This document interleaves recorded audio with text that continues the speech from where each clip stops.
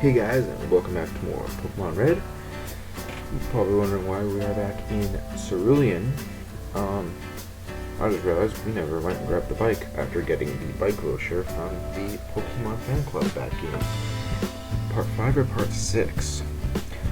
So let's go do that. Because we don't want to pay $1 million for a bike, for a freaking bike, guys. We're going to get one for free. So now we have the bike, so it's a lot easier to move around. Again, you've probably noticed, as I've been saying in Part 7 and 8,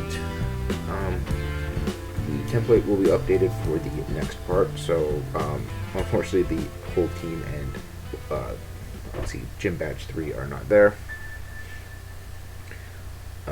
They will be there in Part 10, so don't worry guys. Next part, everything will be updated and back on track. So we have flown back to Lavender Town, and we'll be tackling the Lavender Tower and training up our Rush and also our Jetsam. So with that, let's continue on in here and fight some, I believe they're called Chandler Bings. Alright. They pretty much got Ghastlies, so what I decided to do was use Rush for this part because he's normal flying and he's not affected by the ghost type moves except for Nightshade. Nightshade will hit normal types, but it only deals the damage according to their level. So a level 22 Ghastly will deal 22 damage. But lucky for us, we're just going to spam Fly on Rush and level him up a bit, as he is one of the lower levels on our team, and we need him for the next gym. So we're going to train him up. So as you see, I'm going to be showing most of these fights, because, I mean, why not? This is only two major things really happening in this episode, Lavender Tower and as you can tell by the title of this video, the Erika gym battle for our Rainbow Badge, gym badge number 4. So what we're going to do is take on this bit by bit and training up Rush, Jetsam, and I don't think we do too much on Drake just yet. Don't worry, his time is coming. Always good to have a Generation 1 Dragon type on our team, so we'll be leveling him up soon. But for right now, Rush is in the spotlight, or should I say, the limelight. Yes, another Rush music pun. Expect a lot of those.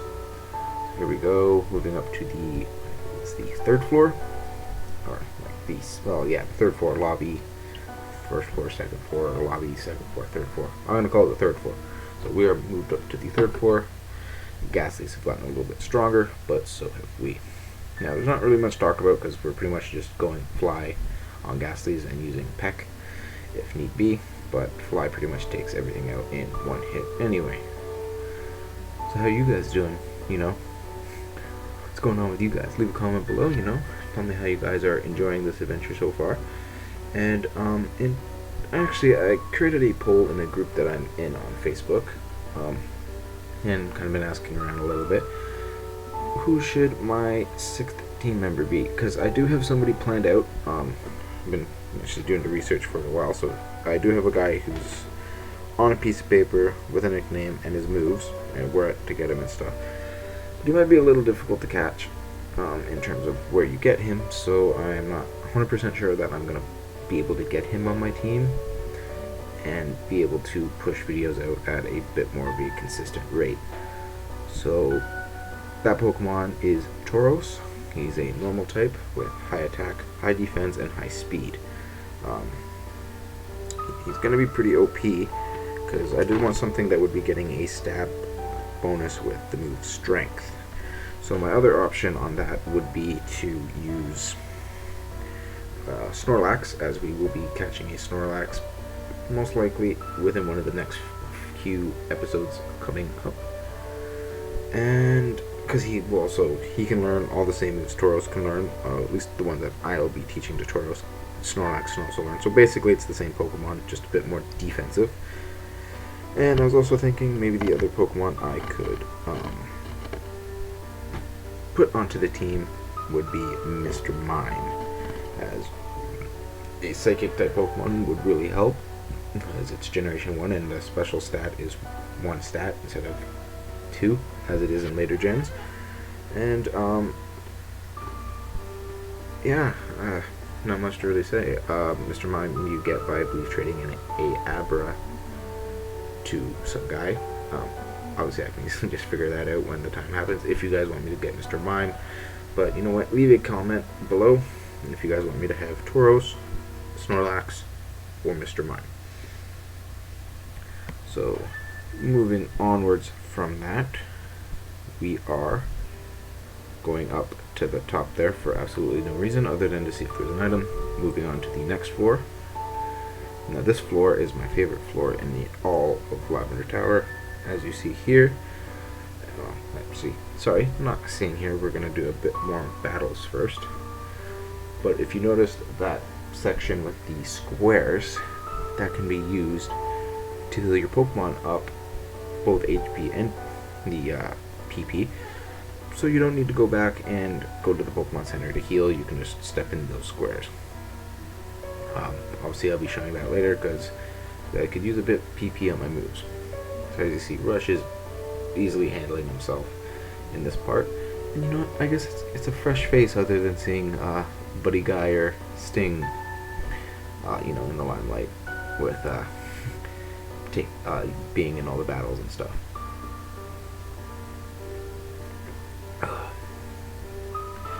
So yeah, I do realize that these channelers, screw it, no, I'm still calling them channelers. We're gonna call them Chandler Bings. This one's cool. I do love Haunter's sprite in Gen 1. Very cool. I think it's the coolest of the three. Not a big fan of Gengar's. He kind of just seems too, I don't know what's the word I want to call it, like, I guess cuddly or like nice looking. He doesn't seem like scary like a ghost should be. So as you see here, we get fully healed by stepping into that. So it's like we went back to the Pokemon Center and healed up, but we don't need to actually go all the way back to the Pokemon Center and heal up. We can just step in that. So the reason why I didn't do this part in the last episode when we battled our rival was because we needed to get the Silph Scope in order to actually progress fully through this place. I guess I could have gotten up to that certain point in the same episode as the rival battle, but then again, that would have just made that video longer, and it was long enough as it was, as we had to do the Rocket Hideout. So I decided to do the actual Lavender Tower part, which you're seeing right now, obviously, with the Erika gym battle, because I guess both are kind of small parts you can do, so I decided to put them together. What else can we really talk about other than the fact that we're seeing Ghastlies and Haunters like they're freaking the most common thing. I couldn't think of like a metaphor or a synonym for that. So yeah, we're just seeing a crap ton of Haunters and Ghastlies. Well, we kind of, as you see here, we get hit by the Nightshade by this Haunter. That's level 22 and it deals 22 damage.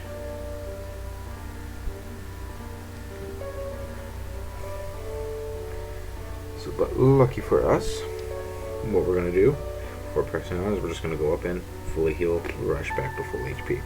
Because, I mean, he shouldn't have to take damage like that. This isn't that kind of Let's Play.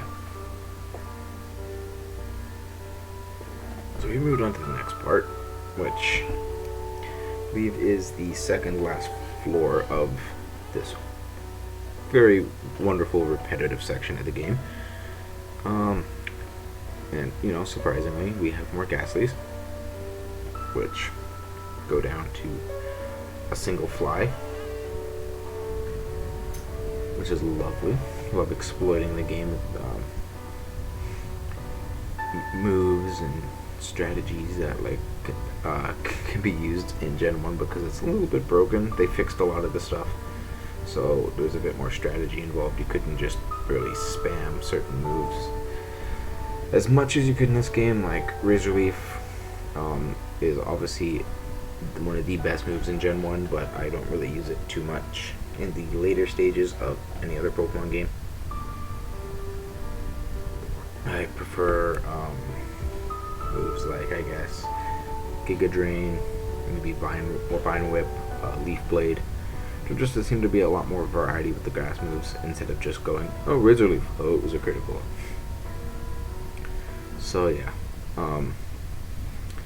Slash is like another one of those moves. Fire Spin, Wrap, they were very OP and broken in Gen 1, so, you know, but since they're broken and it's considered part of the gameplay, I will be exploiting them and using them any chance I get, because, I mean, that's the whole point of learning a move that's dangerously good if you're not going to use it. I am running out of things to talk about. These ghost chicks are just one after another with the same freaking Pokemon. Let me guess, you have a Ghastly, possibly a Haunter. Oh, let me guess. Yep, a Ghastly. Yep, it's level 24. They're always level 24. Unless they have 2 Pokemon, then they'll probably be level 23. And if they have 3 Pokemon or more, probably level 22. So as you see, we miss a Fly there, which very costly because we know we've lost 24 health. We can only take 3 of those guys. And then he stupidly goes for the Lick, even though I was in the air. Like, if I missed, like, wouldn't have done anything anyway. So I mean, if I was these Ghastly trainers, I'd be spamming the hell out of Nightshade. But we find another rare candy here, which we're gonna use, I believe, on Drake. Checking out Rush here for some reason, and we don't use the rare candy. So yeah, for those of you who might be joining in, I guess a little bit later than most, I recorded these episodes weeks ago when I didn't have internet, hence why the templates aren't updated. So I don't really remember exactly how they're edited together. So hence why I don't really completely understand what I'm talking about and if something happens or not. Yeah, I could have like watched the video like 20 times over and wrote a script, but that's not fun, and I just want to pretty much move on with getting parts 10 and onwards done. So I again apologize for episodes 7, 8, and obviously 9 for me not having the greatest commentary of all time. Hopefully in parts 10 and onwards I will be getting some form of, I guess, live commentary, so as I'm playing, I'll have the commentary going as well, so I don't have to remember anything. I just talk about what I'm actually seeing when it happens. So as you see here, we are using, I don't know, oh, I want to see if I had any Pokeballs. I remember that, yeah, because I was like, oh, you know what, I'll catch Marowak. Then I remembered I sold all the balls to get game coins to get Drake, so fortunately we'll not be catching the Marowak. Wouldn't be using him on the team anyway, but thought, hey, it's I guess a special static Pokemon, I guess you'd consider it. So as you see here, we're finally done with the channelers, or the Chandler Bings as I'm now officially calling them. We're back to some rocket grunts, because who doesn't love back-to-back episodes with a bunch of rocket grunts? These guys have not Ghastlies, thank God. Zubats that are a bit tanky and deal quite the amount of damage. I mean, 12 is a lot of damage to take. But again, no real problem for Rush. Rush is kind of just right now, just making everything, just walking through like it's just a brisk walk through a meadow. That's right. It's almost able to one-hit pretty much everything it comes across. Thank God these Zubats aren't the brightest. Who still has Leech Life at level 25? I mean, what did we start this episode off with? A level 22? And he's already level 27? I mean, yeah, he's still, what, 10 levels behind Sting and Buddy Guy, but let's get Jetsam into the fight here, as Golbat's got wings, it's part flying type, and Ice Beam is honestly just going to take this thing out in one hit, because that's how we roll in this walkthrough. Or maybe two. We're at the 2-hit mark. The occasional 1 hit, but mostly 2-hit kill.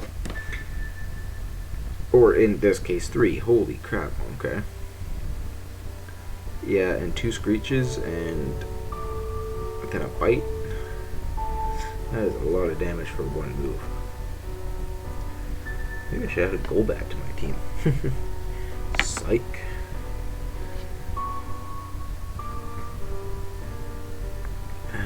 Alright, we're going to heal up Rush.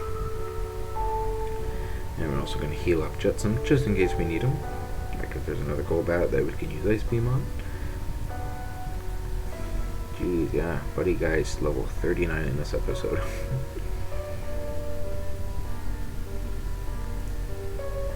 And now we fight Rocket Grunt number 2. Who's got 2 Pokemon, one being a Coughing.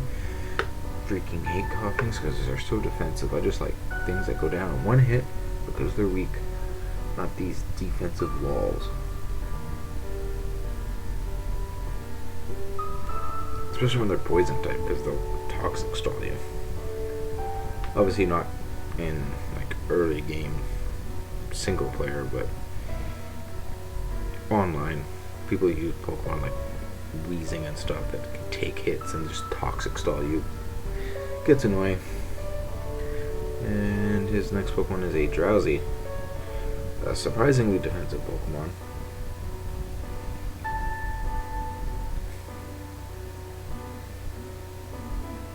Ooh, and also a fairly physical Pokemon as well. But again, no problem for Rush, except now Rush is been put to sleep. And I do have an Awakening, which I use because I don't feel like waiting. And thank God it doesn't affect me. Right there, I outspeed it and go pick. Tactics, guys. It's all about the tactics. So with that, Rocket 2 is down. And I hate how they talk after you beat them and then walk away and you can't move. It just takes so much time. And here we have the third and final Rocket Grunt of the Lavender Tower. The final battle. He's got 4 Pokemon, which usually means they're a bit weaker. So with that, we are going to send out Rush, as you probably still guessed it, because he's in our lead. And we're just going to honestly one-hit everything we can, because we get criticals now.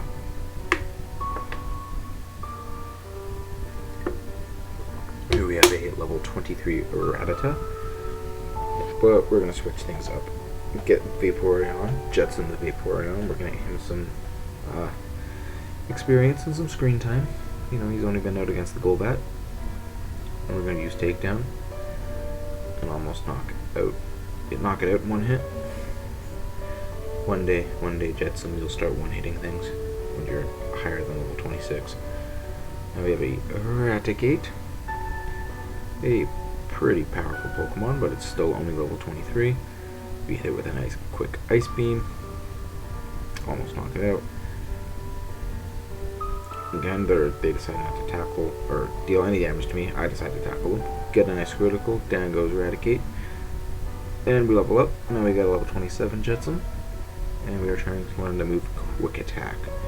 Now, Quick Attack is a lot better move than Sand Attack. Even though I complain consistently every time we battle the rival with his Pidgeotto using Sand Attack.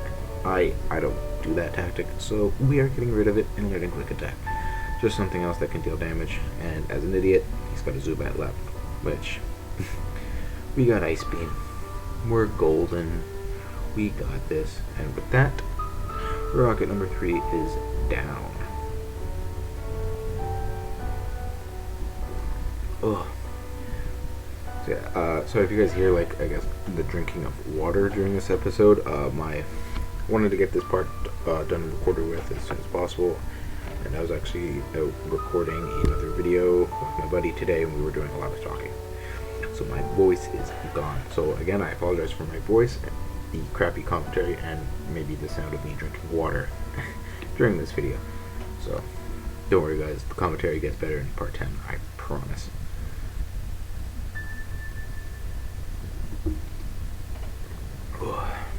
And we get the Poke Flute, which is used to awaken Snorlax. And it also can be used during battle if your Pokemon has fallen asleep and you don't have any awakenings. So it's a great item. So I just went off and healed. We beat the Lavender Tower. Now what can we do? I got an idea. Let's teach Thunderbolt to Drake, because we haven't done that yet. Now we're going to fly back to Celadon City. And you can probably guess, within the last 5 minutes or so in the episode that is left, we're going to head to the south side of Celadon, following this path that I am currently on. And one of the many reasons why we still have Cut in our party, to get rid of this tree. I just check for any hidden items. There are none. I give up on trying to see if that spot is an hidden item.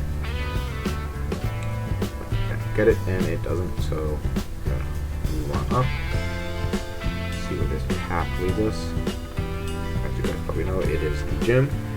And we talk to the perverted old man who's looking in through the window to see all the girls in the gym.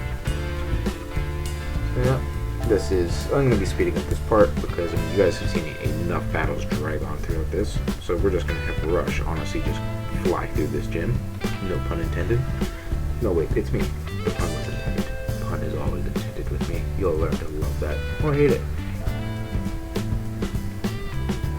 Either way, deal with it. There's going to be so many puns. Every chance I get, there will be a pun. So as you see, Rush honestly just makes quick work. There's 2 trainers down. We're on a trainer 3. What has she got? She's got a Bellsprout. Nothing. And she's also got another Bellsprout, which is nothing. Same with the first one. We're level 29. Like, it's no contest, guys. It is no contest. So here we have a Bulbasaur. A bit more stocky than the other stuff we've been fighting. And she also has an Ivysaur. But Fly is honestly too good. So now we're going to go through here to trainer number 5, who has a Oddish, which surprisingly lives the peck. And she also has a Gloom, which I use Fly on because I want to make sure it goes down 1. Trainer number 6 has a Weeping Bell. And now, oh snap, we are running Drill Peck. Screw Peck got drilled. Here we go, Drill Peck, and now we have Fly and Drill Peck, so I think we're okay. Now we have trainer number 7, which is a level 26 Execute, which goes down 1 hit. We're good.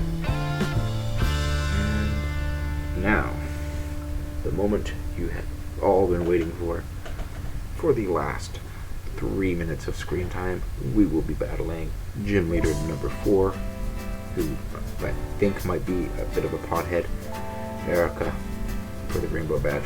Let's do this, guys. She's got 3 Pokemon. The first one is a Victory Bell. It's level 29. If you are not prepared for this gym, you could be screwed. Now, I went quickly off screen and actually trained Doduo up to level 31 so he could evolve into Dodrio.